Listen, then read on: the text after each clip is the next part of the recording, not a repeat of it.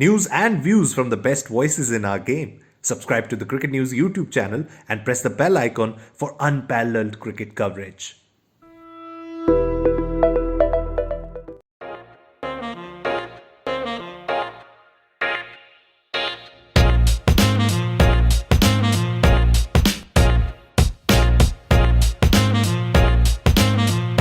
Hello. Welcome to the Cricket News Podcast, Season 5, Episode 7. Yes, it was up until last week that we were talking about the magnificent Women's World Cup that just got concluded. Australia became the world champions, and we had quite the chat over the course of 6 weeks talking about the different developments that happened there. But as one World Cup concludes, it isn't like there is shortage of news coming from the world of cricket, and that's why we are here. We are here with quite a few developments that have happened in the world of cricket over the last week, and to basically talk about this little format, not much of a big deal, this little format called T20, right? We're jumping from the 50-over format to the 20-over, and the big development here is that the United States is getting to host the 2024 Men's T20 World Cup, and as a result, will also feature in the World Cup. And I had the pleasure of being joined by these two gents. The last time we talked about USA cricket on this pod, Mr. Abhishek Mukherjee and Sandipan Banerjee joining me. Hello to you two fine gents. How do you feel about this development? I know we talked about it quite a lot last time around, but let's think of it as something new, right? Abhishek, I'm really happy. I mean, international cricket is returning to its roots. USA was the first country to host an international cricket match back in 1844 in Manhattan, USA versus Canada. Yeah. So it has been, USA has hosted international cricket. The cricket was huge in the USA until the Great World War, the First World War, especially in Philadelphia, New York, up in the Northeast. So in Northeast.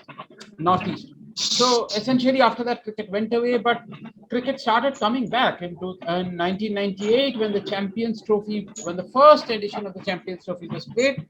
Disney World was one of the planned venues. They eventually hosted it in Dhaka. Yeah. 6 years later, USA played in the Champions Trophy. Yeah. So since then USA have been whenever West Indies had been hosting T20 series, some matches were USA tried to get some matches. Yeah. In Florida, St. Lauderdale. Yeah. So it was there, and a few years ago, there was this Tendulkar 11 and Warren 11 playing 3 matches across the USA. So they have been trying. It's nice to see that it is back. Yeah, and it's a bit of a nudge to people who necessarily are host to home of cricket, that cricket returning to its roots. So always a good place to start the episode there. Abhishek Mukherjee kicking it off in style, but Sandipanda, there's always a different idea of glamour and blitz around US sports, isn't it? I mean, we just saw the Super Bowl ratings being compared to the WrestleMania ratings yesterday. Of course, WrestleMania comes in the entertainment sports industry, but they do take it very differently, right? There's a different celebration and fervor around all these big events. How much of that shadow do you think will loom on, not shadow, but basically light is what we could call it, can loom on this big event, which is what now, 3 years? 3 years away? Oh, 2 years away. Yeah. First of all, US is the next big thing, next big market for the cricket fraternity. I mean, there is no doubt about that. And we have been saying this for a while now. Even I know that some of the IPL franchises, including Mumbai Indians, they plan to play some exhibition matches in the mainland US. So these IPL franchises are also targeting that market, considering the significant amount of South Asian people being present there, and it's a huge market. We have seen that on multiple occasions when the Sachin 11 versus Warren 11 matches were played across 3 venues in the country, and most of the games were like packed. So I think US, and there is also a talk about a T20 IPL style T20 league coming up. Some of the Indian franchises have also There's some articles about some of the Indian franchises investing heavily on that league. Yeah. So yes, US is the next big thing in India, big thing for cricket, and especially if we talk about the in cricket's re-inclusion in the Olympics, that is also being targeted in 2028, which is LA Olympics. Yeah. So a lot will happen in that part of the world when it comes to cricket. But yeah, True. T20 Cricket World Cup, they are one of the co-hosts. Yeah. So they will get automatic qualification for that, which is great news, because after 20 years, an US team will be playing a mainstream ICC event, mega event. It's a 20-team event. So I do hope that the Florida ground, I hope that some of the matches of the main event will be played there as well. Not just the initial stages, or not just the qualifying round. I really want some teams like India, England, Australia to play some of their matches over there. True. I wouldn't mind even they get a semi-final also. Oh yeah, that'll be fun, because you see, this is how it was being perceived. Yet, US were co-hosting the 2026 FIFA Men's World Cup. Yeah. US were hosts of the 2028 Olympics, and now 2 years before the eventual beginning of those big spectacles, we have this men's T20 World Cup also being placed in and getting to host at that part of the world. So it's obviously going to be a big sporting cycle for US, and cricket is going to be sort of, a new addition basically for a lot of people to get to watch that big and cricketing event there. It's not new. I think in more, I have done quite a bit of research on cricket in the US. So I happened to travel with a team from US Cricket Academy when they were traveling around India in the western part of the country. I was traveling with them. I stayed with them for a while. So I had a chat with their coaches and all. They said that most of the schools in New York now, cricket is one of their main sports, and kids are taking up, especially the South Asian kids. They are taking up. Their challenge at this point is to attract the local US population into cricket. That is their biggest challenge, because cricket has already been established as a South Asian sports in the US. In schools and colleges, cricket has been played, and now a lot of the former South Asian cricketers are now migrating to US. For example, by 2024, Mukherjee will be eligible to represent US in the T20 World Cup. So all these things will are happening. So as soon as they can attract the local population into this game, and T20 cricket is ideal for that, because they don't have time maybe to watch a test match or for a 50-over game. So it doesn't basically suit their idea of sport consumption, going to grounds and watching for 5 days. But that's the population for whom this mega event is going to be a new experience, right? For the first time, they're going to host a world event of cricket. And surely exciting. Abhishek, would you want to add something on the market that US can be going forward? And not only just already US, big establishments. Don't forget Canada. Canada is also a huge market. Definitely. Canada featured in, of course, the 2011 World Cup. Not only just Canada hosted. Canada played in 1979 World Cup. Yeah. Then 2003, 2007, 2011. Canada hosted India-Pakistan bilateral series, 5-match bilateral series. In 96, 97, 98, and then in 99, Canada hosted bilateral series between India and West Indies. And Pakistan and West Indies. And that is one thing. The other is, Canada also, Canada were the other team in the 1844 match, and a year later they hosted USA in Montreal. So essentially, the oldest bilateral cricket series that is still ongoing is the Auty Cup between US and Canada. Yes, and Canada, yes. Since 1844, 33 years before the first Ashes Test match, and before the first Australia-England Test match.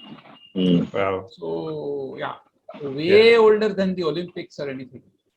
So I would love to see as a student of cricket history, I would love to see US and Canada get playing the. Definitely. There are two other things. One, finally, a 20 nation team with matches hosted to US and Canada makes it sound like a World Cup. Oh yeah.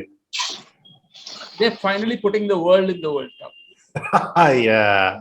And there's our favorite phrase. There's our favorite phrase. Yeah. And the other thing is, I have always believed that USA are the only financial power who can threaten BCCI in True. world of cricket in the long run. True. So if USA get into cricket seriously, if they invest as much money as they do in some other sports, even a fraction of the money they invest in other sports, we will see a competition. And if there is competition, cricket will benefit from that. Definitely. That's what you want to see. And ultimately, because there shouldn't be just one power that sort of holds all the keys as to the scheduling and all the matters pertaining to the sport. And it's going to be a new addition, a strong addition in the long run, as Mr. Abhishek Mukherjee has put here. That is the reason why we need cricket in Olympics. But because as soon as cricket will be a part of the Olympics, and not only US, the other countries will also, for countries like China and other European countries, some of the European countries, they will also start investing on cricket. I mean, their government, I'm saying. Yeah. So, yeah. Well, it is always an exciting prospect talking about these new additions. And speaking about new additions, we saw an instance of a first in IPL as well. Not so while ago, while we are recording this pod, a certain batter by the name of Ravi Ashwin decided to become the first player to declare himself retired out in an IPL innings, which played a huge role in context of the match, because the batter who came in then scored runs which basically got them out of the margin of victory that they got from that particular match. Yeah, that was exciting to watch, wasn't it? Ravi Ashwin, of course. It had to be him. All of Twitter just converged on that place and said, yeah, it had to be Ashwin. If you asked me blindly, okay, if there is one, who is the one cricketer you predict doing this? I would have said Ashwin. See, I don't get it. Some time ago, a batter edged a ball. She thought she edged a ball. Poonam Rao. She walked away. Yeah. And then that was called. The umpire did not give anyone out. The fielding side did not appeal.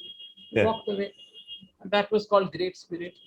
And now Ashwin, nobody gave him out. Nobody gave Ashwin out. Nobody appealed. Ashwin walked away. And this is against the spirit. I don't get this logic. It's the same thing. Nobody appealed. Umpire didn't give you out. You walk away because you felt like leaving.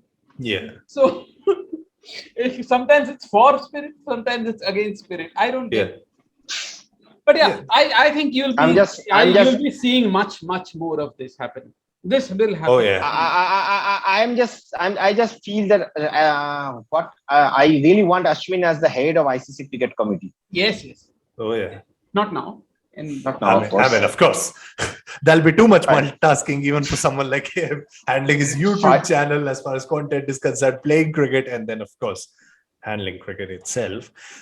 But there's the thing, right? That was a sound decision taken in a tense situation. I'd say, finishing overs are always a tense situation for the viewers themselves, let alone the players, for them to think. And for someone like him to think, of course, we know he is an astute thinker of the game, one of the finest minds of our games right now. And it's always a pleasure to hear him talk about the game.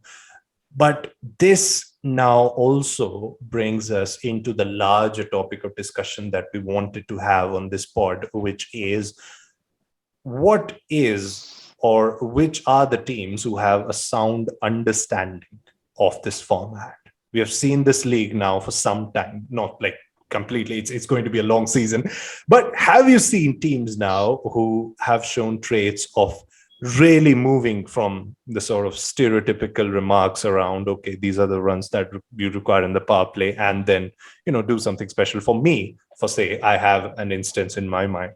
Punjab Kings' match against Gujarat Titans, last ball, Rahul Chahar and Arshdeep Singh playing, 2 runs taken. Hardik Pandya, the non-striker's end, receives a throw from the fielder. He has the ball while Arshdeep has just moved back to finish that 3rd run, which they want to take. But they don't stop. They just go for it, right? And they get that run.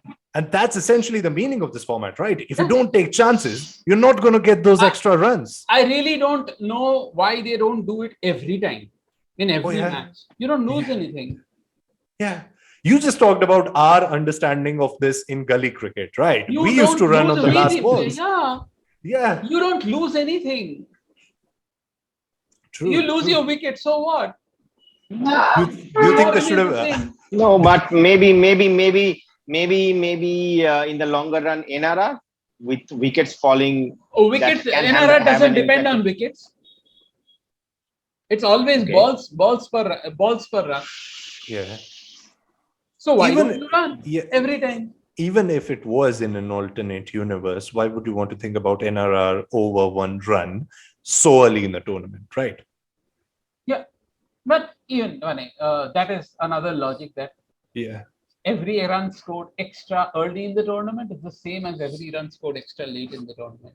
Oh yeah, it's just 1 run. True, very true. But that is not the point. See, they were 9 down with 13 balls to go. The number 11 batter was Arshdeep, who had, I think, scored 2 runs in his entire career from 38 matches or something random like that. 2 runs from 38 matches. He does not hesitate to slog with 13 balls left. Yeah, scored a 5-ball 10. Yeah. Yep. Rahul Chahar went for, I think, scored 22 or 14 deliveries in that particular match. Yeah. Rahul Chahar seemed like a very good batsman. On the other day, he took 6 off, I think, one of the spinners, and that was over cover. So perfectly. Everyone in the Punjab lineup right now, including Kagiso Rabada, who we talked about as soon as he came on the team, scored more boundaries in that match. Kagiso Rabada is a very underrated batsman. Yes, I always say that Jofra Archer and Kagiso Rabada can be dangerous with the bat. Especially in this format. Yeah. True. But some of the teams are not playing according to the template, I guess. Like last night, I saw Sunrisers Hyderabad chasing during their run chase. They were 11 for no loss after 4 overs. I would like to see what they do while batting first. This approach. See, I think Williamson did okay yesterday, okay last night, but Punjab would have, but Hyderabad would have got a huge net 100 boost had someone else open batting. Had, say, Tripathi or Abhishek open batting. Yeah. True. Yeah. It's kind of amazing that we're recording this after that Gujarat Sunrisers match in which we saw 2 captains. Hardik Pandya, of course, scoring his slowest IPL 50 ever, and Kane Williamson, I think, his 50 was why this ideal T20 template, which probably the England like of batting, which is attack, is not being followed by some of the teams because they are not sure about their top order. Some of their top order batters, for example, Chennai, Rituraj, he's not settled yet. He's not in form. He's getting out. Same happened with Kane Williamson. These are the teams which are not taking that approach. But on the other hand, some of the other teams, they are taking that approach. For example, Delhi, with David Warner coming in, Prithvi Shaw looking to hit right from the first ball. In the last match, Delhi, in the first match, Delhi struggled in the power play in the middle overs. Yeah. But they scored a lot of runs. Lalit and Akshar bailed them out in the slog overs. Yeah, so this was against Mumbai. This was against Mumbai. Yeah. In the second match, they struggled in all 3 phases. In the third match, Shaw got off to a very good start, but they slowed down in the middle overs and did not make the most of this. Was but in the third match. It was only Prithvi. This was Pant and Sarfaraz. Now in the fourth, in the third match, what happened was Shaw batted like he does and Warner batted slowly. Yeah. Now in the fourth match, Warner was like 5 of 3 when Shaw got out. Yes. So in 3 of 5 or something like that. In the fourth match, Shaw and Warner came out attacking from both ends. And when Yeah. Shaw got Yeah. out, Pant came out himself. Yeah. So the message was there. They sent Lalit, who slogged like that in the Mumbai match at 4. True. Then came out Rovman Powell. They knew Sarfaraz had slowed down against it was Lucknow, right? Yeah. Yeah. So they held Sarfaraz back. They promoted Aksar. They promoted Shardul. They held Sarfaraz back. Yeah. And they got 250. Yeah. True. So they the scored at over CCI 10 in the power play. They scored at over 10 in the middle overs. And they scored at over a 10 in the death overs in every phase. That is how you get to a score like 215. Yeah. Sandipan, And I if think you get 215, you yeah. win every time against a team that opens with Ajinkya Rahane. That's a different discussion. I think the CCI ground is bringing the best out of these teams, because of the fear of not scoring 200, because teams believe that 200 is the safe score at the CCI, right? So that is the reason why all the teams which are playing at the CCI, they are trying to attack. But whenever these guys are playing at the other venue, for example at Pune or Wankhede, they are now sticking to their old approach of seeing off the new wall. Punjab does it. Yeah, Punjab does. That's that. Even Rajasthan does it. Yeah.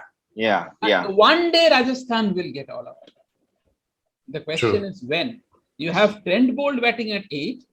Yeah. You have Chahal at 9, and the other two are worse than Chahal, Prasidh Krishna and Kuldeep Singh. Yeah. So that is a really weak batting lineup. Someday this will get exposed. Yeah. They have got away with this 4 times. Yeah, but even in the last game, they were struggling a bit. Then Hetmeyer came in and played that knock. Yeah, but let's try and gather this right. Punjab, unlike Delhi's batting lineup, were looking really different in that 189 match, which is the one which they played against Gujarat, right? Delhi's, on the other hand, and why I found Prithvi Shaw's first 50, which was against Lucknow, very fascinating, was that as an opener, he just went for his shots, and that's what he has always done, regardless of the fact how that middle order was performing in the previous matches, regardless of the fact that, if his wicket was lost at that particular time, things might have been going wayward, which they did. Other batters didn't find it easy to bat in those conditions, but that's the mentality of an opener which you need in this format, right? Your role as an opener, since most of the teams are going with deep batting lineups, should be to provide that big start in the power play, right? Yeah. So essentially, it's a 120 ball innings. If 8 people can hit, you need to bat 15 balls. 7 people can hit, you need to bat 17 balls. If 6 people can hit, you need to that bat 20 approach balls. backfired for KKR against RCB. Yes, it will backfire from time to time. Yeah. But it will succeed more often. Because in T20 cricket, you get bowled out like once in every 10 matches. Yeah. So basically, it's according to your batting lineup and its strength that you divide the role amongst players. You let them know, okay, this is your responsibility. This is the time when we need that sort of a thing from you. There should be 8 hitters. All of them should hit from as much as possible. But then what about the team that don't have the luxury of 8 hitters? The players were not assigned randomly. They chose these players. Punjab chose people who can hit from the start. Yeah. It's not their fault. It isn't. But once teams find, and especially in franchisee cricket, once teams find themselves in this vicious circle of things not working for them, and then players not finding form, some of the players getting injured, what do those teams do? No one asked the Chennai to let go of Faf du Plessis. True. Yeah. And Hazelwood. That was their choice. Yeah. And the openers, I think I saw the stat, Ruturaj Gaikwad and Faf du Plessis compartmentalized each other's weaknesses really well. Between sharing, slogging, Chennai spin and paces. Yeah. I think Chennai needs to play Devon Conway. There's no way around it. Also, we saw what Gujarat batting will look like if Shubman Gill fails. It is not a pretty... Yeah. That innings of 94, it looked good in the beginning, but it somehow got slow towards the end, which is why the equation, fell to 13 required of 3. They won eventually, but yeah, it looked. Punjab played took a more scientific approach. Yeah. They exploited the conditions better. They knew that you rarely get bowled out. They took calculated choices. By all calculations, they should have won. But T20 is above all calculations. You have to remember this. That's supernatural, right? But even if you think about it, right? Things in the world, and T20 will come across and ruin all your calculations. Especially if you're Punjab. Especially if you're Punjab. But that was a kind of a result you'd get, say, 1 time out of 10, right? An overthrow, 13 required of 3. And especially when the opposition is not timing the chase as per you did in setting the target. Every time T20 does something like that, you'd say that is something you don't see very often. But it's not so much so about T20. No, it's not so much so about T20. I'm talking about Punjab's approach, right? 9 times out of 10, you'll get rewarded for that run rate, for that approach, right? Yeah. It's only those 1 times. Look, I believe, Rahul, Punjab's approach has been excellent. I mean, that should be the ideal approach in T20 cricket, but maybe things haven't worked out for them as they would have liked. For example, look at their game against KKR. Yeah. They took that approach. Bhanuka Rajapaksha was looking great. He was hitting the ball. Then one ball, Shivam Mavi, he was hitting Shivam Mavi all around the park. And on the last ball of the over, he mistimed it one, and then he got out. So they against KKR, their Punjab's approach failed. KKR's similar approach of KKR failed against RCB. So things will happen, but I think this is the ideal approach, and they should continue to have that approach. All these teams. Yeah, completely.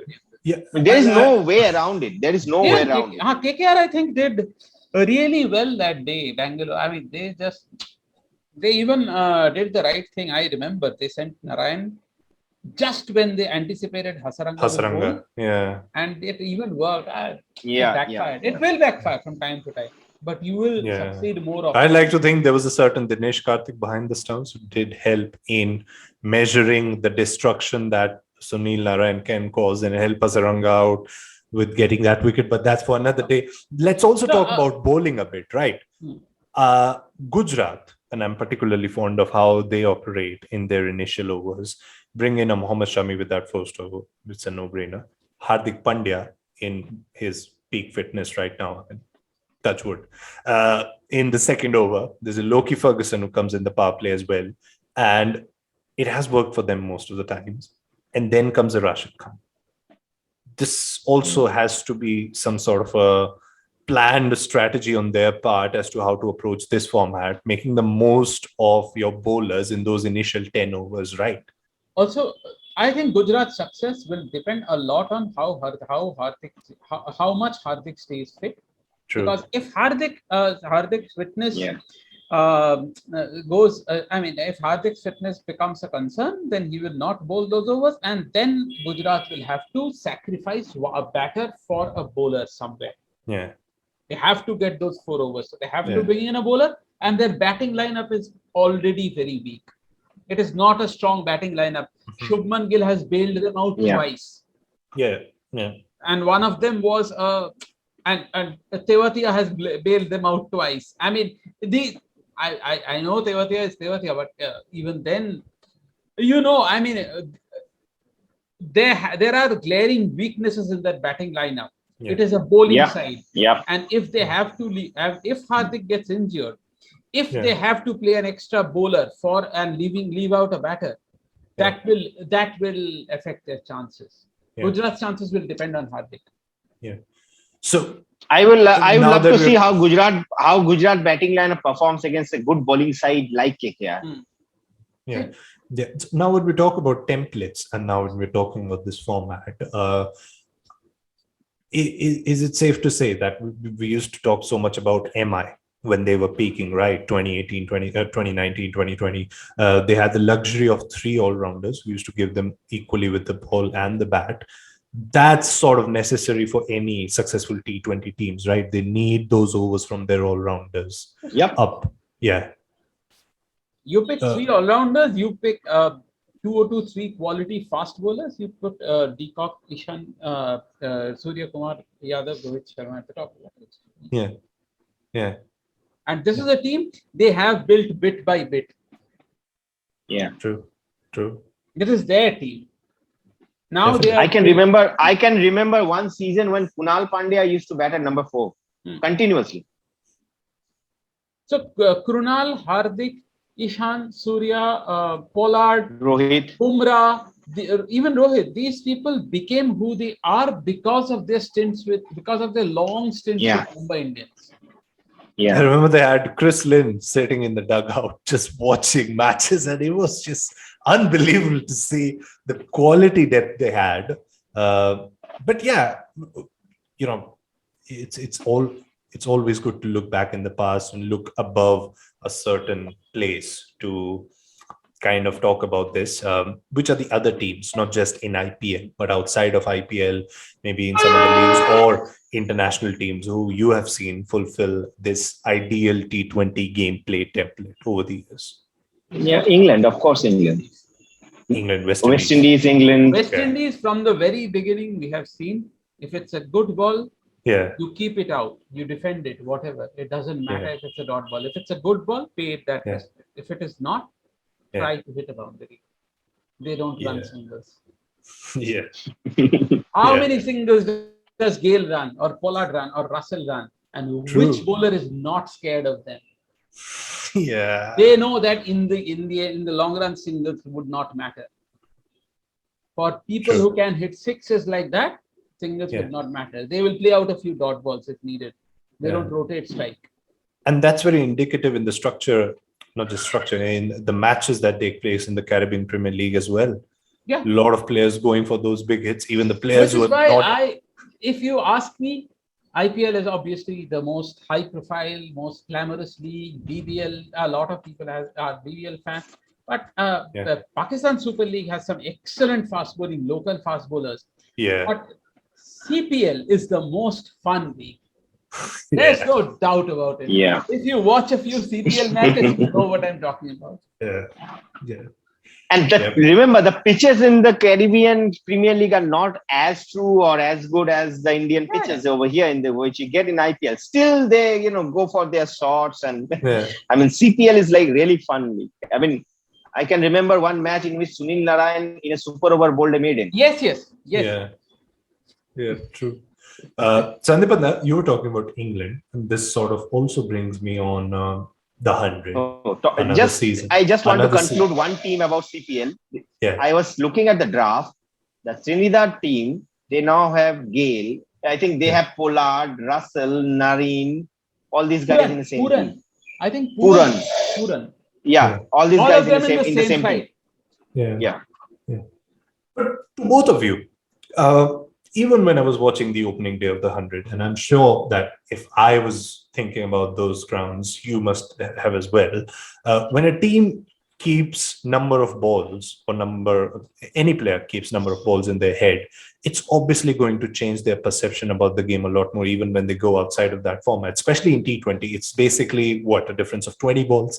And when you approach the next format, the later format after playing a tournament like the 100, it's going to help the batters probably go for their shots even more, don't you think? Yeah. The shorter the format, the more, because see, there are two resources: runs and balls and wickets. Yeah. The shorter the fewer the number of balls, the more risks you can take, because the number of wickets is always. I think Moeen Ali opens in 100, right? Moeen Ali even opens in Vitality Blast. David Willey opens. Yeah.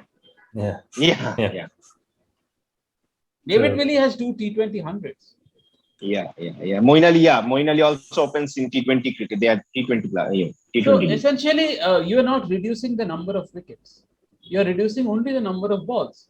So essentially, you can take more risks. Yeah. Yep.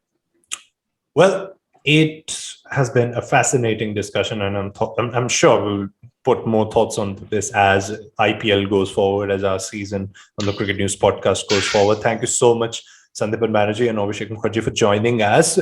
And for all our viewers and listeners who have joined us for the first time, why don't you hit that subscribe button if you're watching us on YouTube? Follow us on the various platforms. We will be available everywhere and anywhere, from Google Podcast to Apple Podcast, anywhere, literally anywhere. So yeah, if you want to talk, if you want to listen more about us talking cricket, do stay tuned to Cricket News. Thank you so much for joining us.